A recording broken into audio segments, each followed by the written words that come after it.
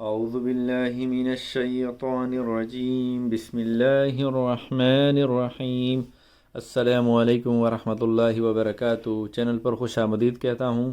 اگر آپ چینل پر نئے آنے والے ہیں تو آپ لوگوں سے گزارش ہے کہ اس چینل کو سبسکرائب کریں اور بیل کے آئیکن کو بھی لازمی دبائیں تاکہ جب بھی میں ویڈیو اپلوڈ کروں آپ لوگوں کو بروقت نوٹیفیکیشن مل جائے کریں۔ آج ہم سیکھیں گے وہ امور، وہ کام جو سنت کے خلاف ہیں، پارٹ 2، ویڈیو نمبر 2۔ اس سے پہلے میں ویڈیو بنا چکا ہوں، اگر آپ وہ ویڈیو دیکھنا چاہتے ہیں تو آپ کو میرے چینل پر ویڈیو مل جائے گی۔ نمبر 11، سونے چاندی کے برتن میں پینا۔ نمبر 12، بالوں کو خشک اور پراگندہ رکھنا، یہ سنت کے خلاف ہے۔ نمبر 13، فاخرانہ لباس پہننا۔ نمبر 14، باریک لباس پہننا، یہ بھی سنت کے خلاف ہے۔ نمبر 15، پیٹ کے بل سونا۔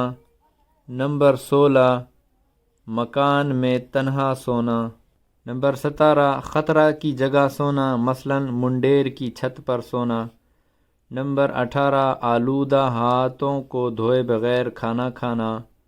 آلودہ ہاتھوں کو دھوئے بغیر کھانا کھانا یہ بھی سنت کے خلاف ہے، آپ صلی اللہ علیہ وسلم نے اس کو ناپسندیدہ فرمایا ہے۔ نمبر 19، ممنوع اوقات میں یعنی نماز فجر کے بعد سورج طلوع ہونے تک، عصر کے بعد اور مغرب کے بعد سونا، الا یہ کہ معذور یا مریض ہو۔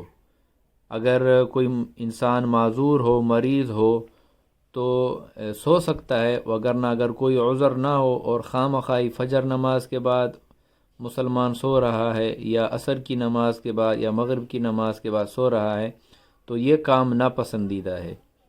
نمبر 19، انگریزی بال رکھنا۔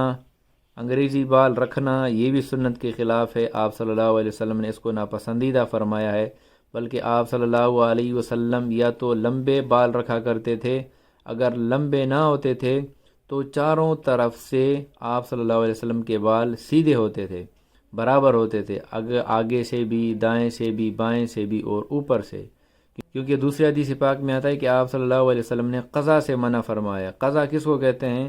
قضا اس کو کہتے ہیں کہ آگے سے بڑے ہوں اور پیچھے سے بال چھوٹے ہوں، یہ چونکہ کفار کا طریقہ ہے، یہودیوں اور عیسائیوں کا طریقہ ہے، اس لیے فخر کے طور پر ان کی مشابہت حاصل کرنے کے لیے اس طرح کے بال بنوانا بالکل جائز نہیں ہے۔